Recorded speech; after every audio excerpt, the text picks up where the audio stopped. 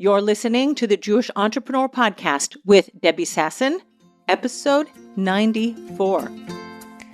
Welcome to the Jewish Entrepreneur Podcast. I'm your host, Debbie Sasson. I went from being a financial advisor, author, and chronic under-earner to building my business to six figures as a financial planner and money mindset coach, and then onto multiple six figures as a full-time money and business coach. I help entrepreneurs create money-making businesses and build wealth using sales and money mindset strategies and in alignment with authentic Jewish values. Now, let's dive in to today's show. Hello, my friends, and welcome back to the podcast. I have a very important episode for you today. I hope you have yourself in a quiet environment where you can sit down and focus. We're going to be talking all about boredom and how our brains have been trained in this current modern era in which we live to look for constant stimulation. So even when you are listening to a podcast, you might be scrolling on your phone, you might be scrolling on your computer, swiping, you might be talking to your kids, doing all the things, and you may have convinced yourself that you are an expert multitasker. But we're going to talk about why boredom is a beautiful and useful emotion that you want to allow yourself to feel and how it can be used as rocket fuel to grow and scale your business. But before we jump into today's episode, I want to remind you that my group coaching program, Wired for Wealth, is now enrolling members for the new academy. The Wired for Wealth Academy is a lifetime access program, which means you get to stay in there forever. I will coach your face off until you grow your business to $150,000 or more, and you can show up weekly for coaching. Wherever you're getting stuck in your business, whether it's your mindset, you don't like to be bored, you need new strategies, something is not working, you want to celebrate what is working, you're bashing up against an income ceiling in your business and you don't know how to break through and make more money, you're going to get that all in my simple 4-step process. You're going to become the CEO of your business. You're going to learn how to market, advertise, show up, and be visible. You are going to sell your offer over and over again, and you are going to change your relationship with money. That includes how you feel about money, how you take care of your money in your business and outside of your business, and if there is any money healing that needs to take place from your family of origin or other generational trauma, you're going to be able to heal that as well. Go over to my website now, debbiesasson.com/wealth. You'll see all the details there, and you can sign up for a sales conversation. All right, my friends, let's jump into today's episode and how boredom can be used as rocket fuel to grow your business when you learn how to contain that boredom and focus it in the right direction. So the first thing we're going to do is we're going to define exactly what boredom is. So when I wanted to record this podcast, I went to my good friend Google. You know I love Google, don't you? And I looked up boredom.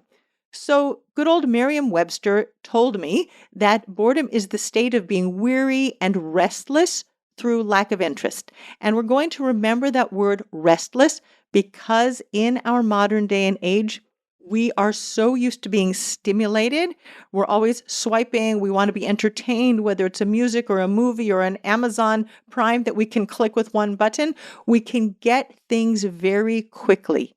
That hard work that our grandparents and great-grandparents and great-great-grandparents back in the day were used to building and the resilience that they built through doing the same boring tasks over and over again, that is lost to us in this current generation. Now, do I want to give up my creature comforts? Of course not.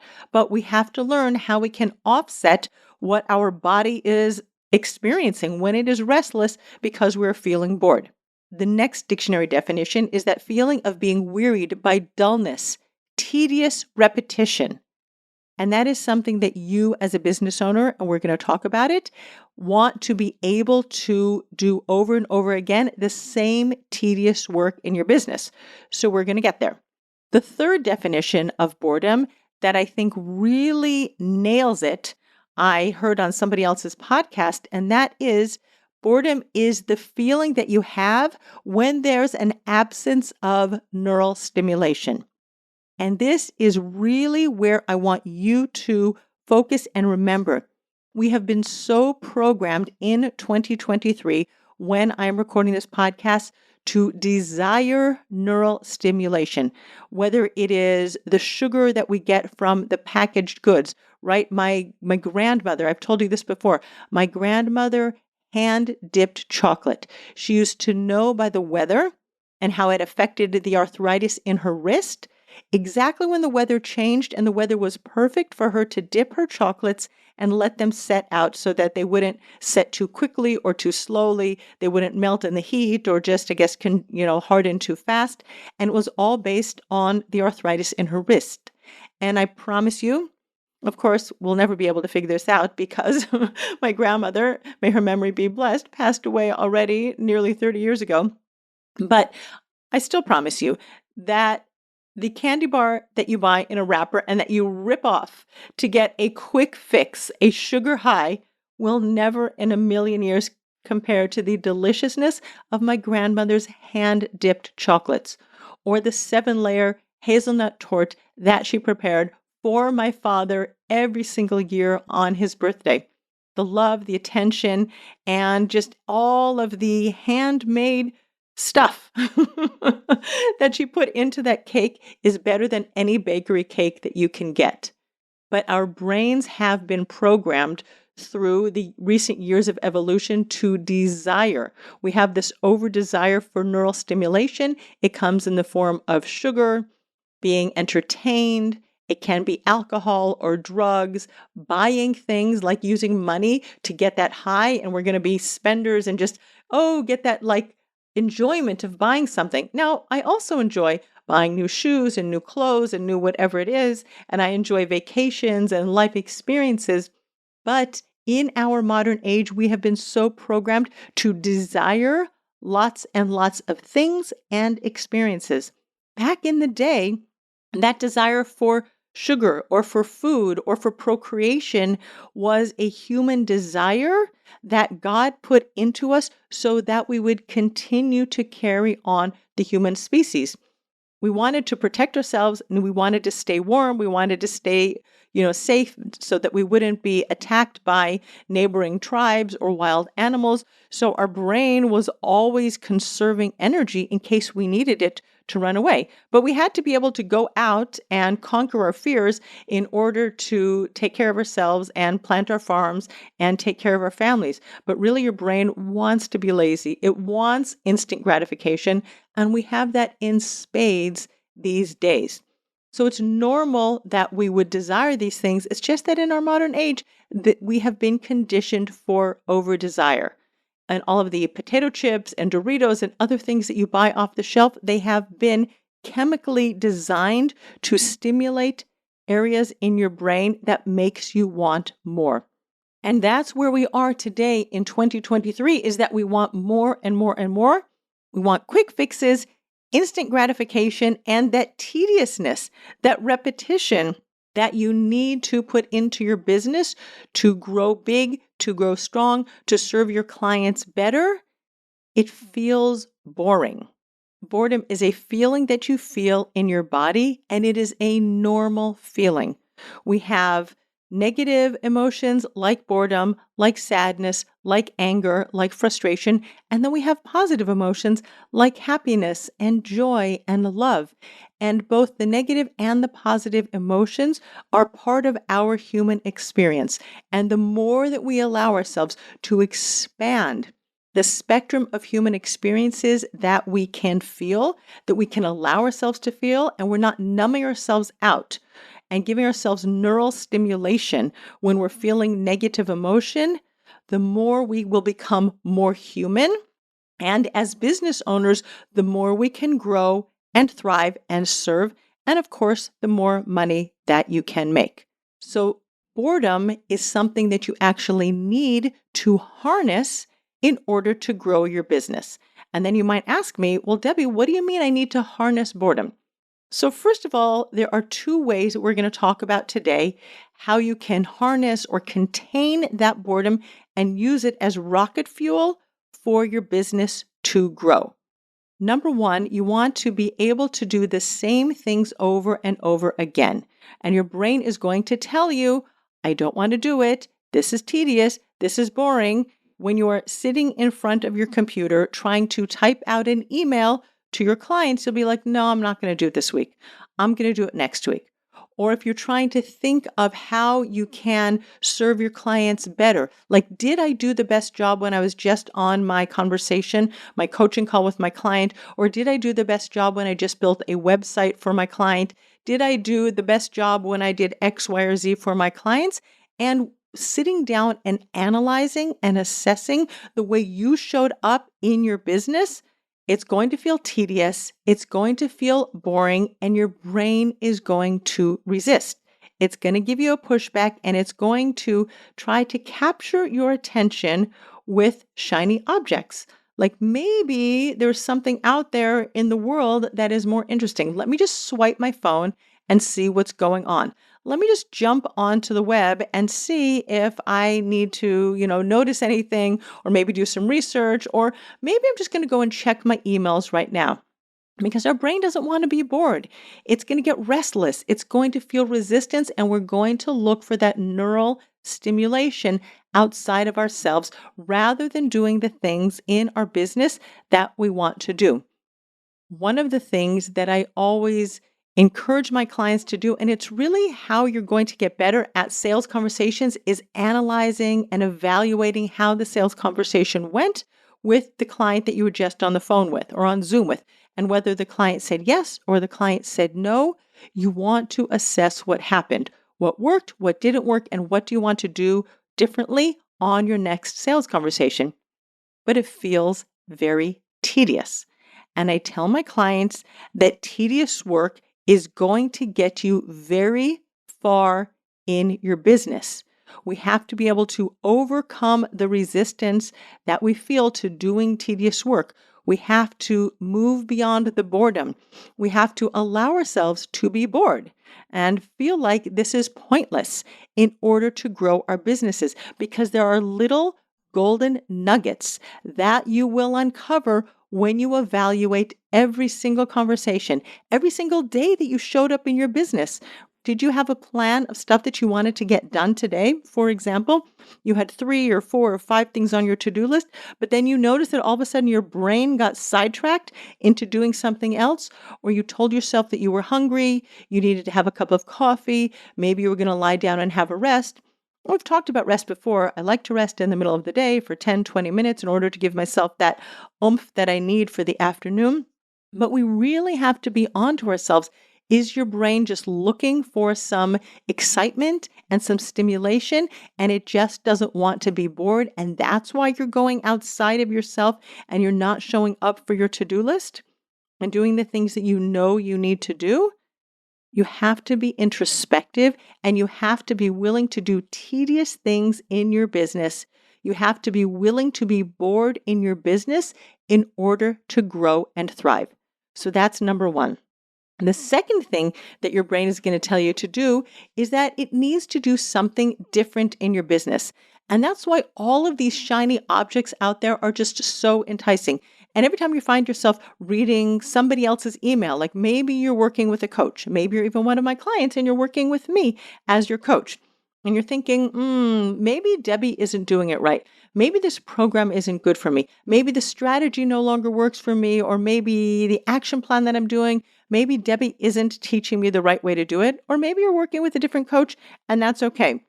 It's all good. But our brain will naturally want to do something different instead of repeating the same things that are working and tweaking them and refining them over and over and over again. So when you get an email into your inbox from somebody else, you might be thinking to yourself, I really need to go and try that thing.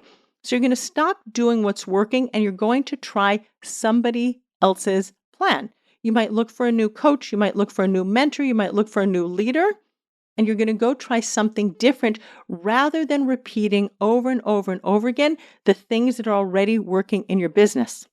And I love this quote from Steve Jobs, who said that people think that focus means saying yes to the things you've got to focus on. But that's not what it means at all. It means saying no to the 100 other good ideas that there are. You have to pick carefully. I'm actually as proud of the things we haven't done as the things I have done. Innovation is saying no to 1,000 things. And you and I both know how successful Apple is today and how Steve Jobs was able to create a wildly successful company before he passed away. He was able to say no to 1,000 things. And what I want to offer you is saying no to 1,000 shiny objects that show up outside of your business is incredibly important because they will show up in your inbox, they will show up on social media, they will show up by people in networking groups who tell you, we did it this way, we did that way, why don't you try this? And if you have a guide, a mentor, an advisor, a coach, someone whom you are in connection with, who is guiding you on your business journey, stay with that person. Now, am I suggesting that there is no other wisdom out there in the world? No. We learn in the ethics of the Father, right, that who is a wise man? Somebody who learns from everybody. Now, sometimes we can hear other people's ideas, and there is something that we want to incorporate in our business. Sometimes we can hear other people's ideas. I would say that's a great idea, but I'm already focusing on the one thing that I'm doing, and I'm going to leave those 1,000 things out. That's why you have to be incredibly introspective about what you decide to let in and what you decide to say no to, because your brain will look for shiny objects. And this is where it is imperative for you, if you want to grow a wildly successful business. Now, I think that most people, when they stay focused on it, they will be able to grow a business to $100,000. I don't want to belittle how easy it is, because it's not easy. You have to show up and do the same tedious things over and over and over again. You have to overcome a lot of fears. But if you want to grow beyond that, and you want to create a business that will take care of you and your family and give you time off for vacations, for illness, for all of the unexpected events that are good, bad, indifferent that happen in life, you want to be able to say no to a lot of things, and you want to be able to grow your business to $200,000, $500,000, $1 million, so you can actually take time out of your business. And we want to do the same things over and over and over again on repeat, and we want to refine them. It's the same way if you want to grow your muscles. You do the same sit-ups, and you do the same push-ups, and you do the same squats all of the time in order to make sure that you maintain the strength in your body. You do the same runs, you do the same stretches. And of course, if you go to a trainer, I go to a trainer, we do, switch it up every now and again. But basically, the routine is pretty similar. I show up on the same days of the week, the same times every single week. And you know what? It's pretty boring. But as I age, and as my body, thank God I'm 6 years old, and my body, needs to be maintained if I want to maintain my strength. And so I make this commitment to myself to do the same thing over and over again. What's fascinating, I did a little bit of research also on Olympic athletes. And when we look at 5 different categories of success for Olympic athletes, the strong coach-athlete relationship is the number one factor that impacts the success of the athlete in the Olympics. It's not changing around, doing a bunch of things. It's actually the relationship that the athlete has with his or her coach. And there are then 4 specific characteristics of that relationship, which include closeness, how close you feel to your coach. If you're always jumping around from coach to coach and somebody doesn't know you and you have to relearn that process over and over again, it's going to impact the performance of the athlete. There's the commitment to the relationship and the commitment to the goal. The coach and the athlete are also complementary. It's not like there is I'm better than you, or I'm on a higher level on the hierarchy and I'm below you. They're actually peers, and they work together to meet the same goal. And finally, there is something called co-orientation, which we understand each other's needs. And it's not a codependent relationship. And I love this, that there's co-orientation, that there are agreed upon goals. And those goals are agreed upon by both the athlete and the coach. And they work together for a long period of time so that the athlete can actually win the gold medal or the silver or the bronze or wherever it is.